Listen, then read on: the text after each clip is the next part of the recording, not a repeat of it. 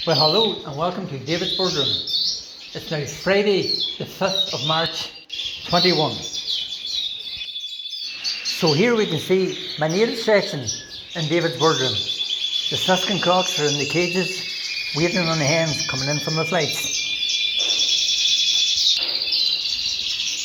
The cockbirds are also the same.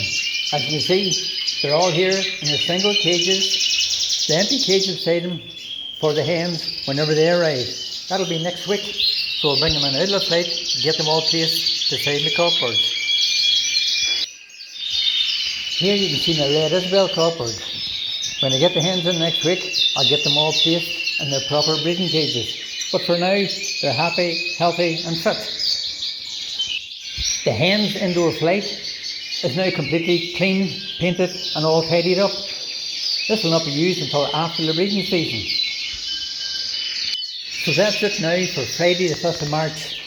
Next week I'll be bringing my hens in from the flight. Call in then and I'll show you what I'll be pairing up. Please subscribe and share, and I'll see you again very soon. Bye.